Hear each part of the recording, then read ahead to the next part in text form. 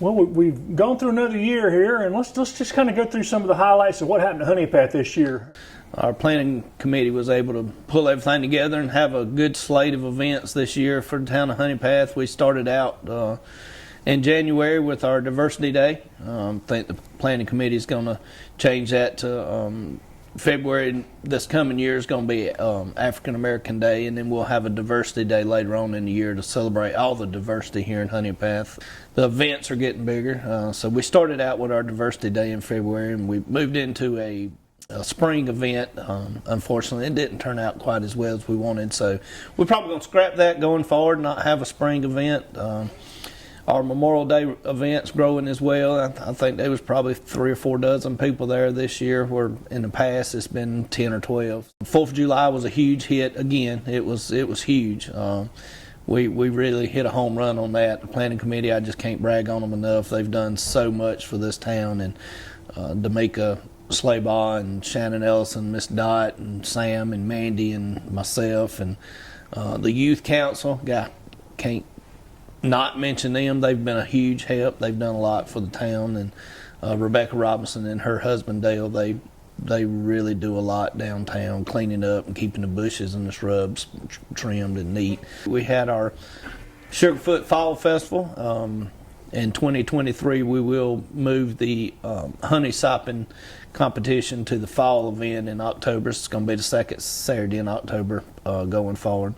Had a real good turnout for the Christmas parade. It did rain towards the end there. I think people toward the back, they probably got wet, but you know, one of the good things about being mayor, you get to ride up front at the parade. So we was in my truck. We didn't get wet anyway, but parade turned out real well. We had our Wreaths Across America festivities yesterday. It started at the flagpole down here at the Veterans Monument, and had a few people speak, and national anthem was sang, and then we went over to Eastview Cemetery, and I probably laid, gosh, I'm going to say 100 wreaths over there for veterans. So we got our gala coming up on New Year's Eve at one of our event centers here close by to raise money for next year's events. A lot of things was going on right around the time of the State of the Town address that we had planned, and we postponed it till January, but I think they met while I was out of town and decided just to have one this year. We're going to move it to September. So the State of the Town address by me and council will be in September next year. I am up for re-election next year. Wanted to go ahead and plug that. Let everybody know I am running. I will be running for mayor again. I think I've done the town a decent job. I think for the most part people are happy with what I've done and what I'm about to do. Mike Gamble, Senator Gamble, and House Representative Jay West, they've secured us $1 million in the state's budget for Chicola Mill cleanup. We got a couple investors involved that want to develop the land once it's cleaned up, so we should start maybe March or April time frame starting to clean that mill up. Cardno has changed names to Stentac now. I think I said that right, but they're our consultant on the cleanup, and they're requesting a $1.9 million grant from the federal government to help us clean that up. So we can put that with the $1 million we got. That's $3 million.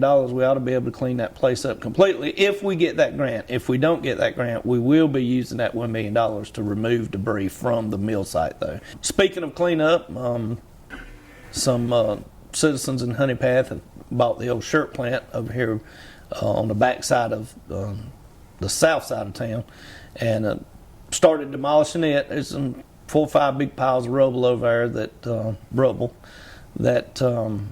needs to be hauled off, but that's coming together over there. It's another eyesore coming down. So there's three businesses moving in the old Black Cow building, and a 4th one's coming, I believe, probably a coffee shop or something like that. But there's a photography studio upstairs, and then there's some costume jewelry called Madhouse Bling, I believe, and then Naturefy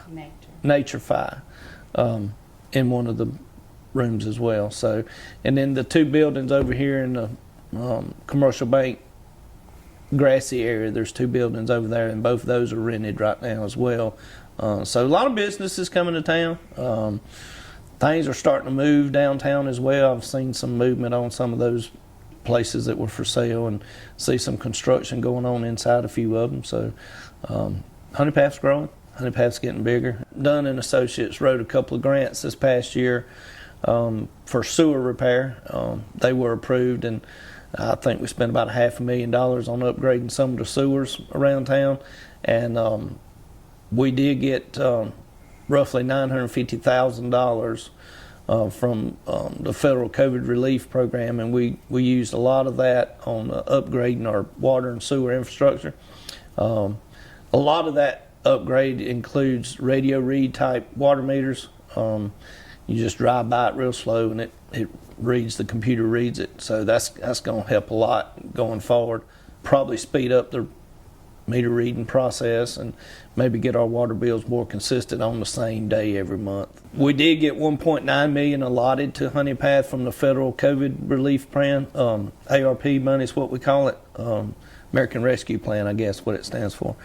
We got another $950,000 we're sitting on right now. Again, Dunn and Associates are in the process of writing a $6 million grant, $6 or $7 million grant, which $1 million of that could be matching. So we're holding on to that to hopefully turn that $1 million into $6 or $7 million, which would go a lot further to increasing our reliability on our sewer and water and stopping the I&I from going to where shows where we have to pay for treating stormwater, because some of our stormwater is getting in our sewage lines. So hopefully we'll have all that, in much better shape in the next year or so. How about road work? Y'all done much road work this year? Have not had a chance to do a lot of road work. Did find out from Miss Wilson, Cindy Wilson's our Anderson County representative for our area. Just like to let you know, funds left in the county account that can be used for road maintenance needs. Currently the town has $29,654 in that account. So we're waiting to see where the best place to use that is. Some of the roads is Black Street and U Street, Rouse. Some of those over there really could use some help. But as you know, $29,000 don't go far when it comes to roads. A thing that people don't understand, and I didn't either till I got in this position and was able to talk to people, but if the state owns the road, then they own the storm drain, the sidewalk, all of it, not just the road. So if the sidewalk's falling in, if it's a state road, it belongs to the state to fix. Honey Path don't have the funds to fix all the roads and sidewalks that belong to the state also. So we're in touch with DOT, and we're trying to get some of these roads that are in bad shape fixed. Do have quite a few houses, and right off the top of my head, I think I signed about 20 plats this year to subdivide them up into 10,000 square foot or larger. That's the RH10 zoning ordinance for RH10 areas of 10,000 square foot, which is about a quarter acre. 1 acre is 44,000 square foot, so 1 acre can house 4 houses if you split it up correctly. And I've signed about 20 of those. I've got probably 4 or 5 new constructions going on right now, and permits for another 10's probably been pulled already from the town. Tim and Hunter's doing a great job in the rec department. It's kind of slow right now, not really a whole lot going on. Football season's wrapped up. We don't have a basketball But everything is league. back in full swing this year. Oh, and yeah, it really wide is. open. Police kids camp last June was huge, had 130 average a day, probably kids. All the baseball went well. Our guys did make it to the playoffs, but they lost out the last game. In the championship game, we lost out in baseball. Football as well.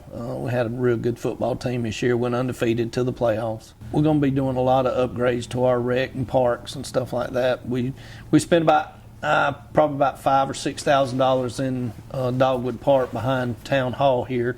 We raised the umbrella of the trees and took a few dead ones out. And the Civitans has requested $2,000 from hospitality. They're going to redo the stage. They're going to supply the labor. We're going to supply the material, so the town is, but everything's looking real good as far as our parks and recreation as well. As you all know, Chief Bozeman retired.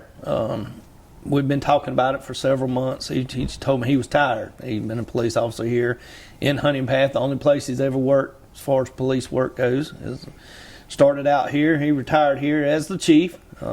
He done a good job for me for 3 years as I was mayor. And he come in that morning, said it was time to hang it up. And I asked him who I should replace him with, interim, till we can get somebody in there. And he said, I think you probably need to put Barry New in that position. So I did. And after interviewing 5 or 6 candidates, had a lot of good candidates, had 2 or 3 that would have done us a great job, I'm sure, but I just felt like with Barry's experience and all his training, and he's able to train in everything but hand-to-hand combat, shooting, driving, whatever. So I just decided, just go ahead and let him have his go at it, and it's working out well for us so far. One of the things I talked about was lowering the cost of utility bills in Honea Path. One of the things I did not long after I was mayor was remove the $5 fee that was tacked onto the water bill a time ago when the EMS needed help funding.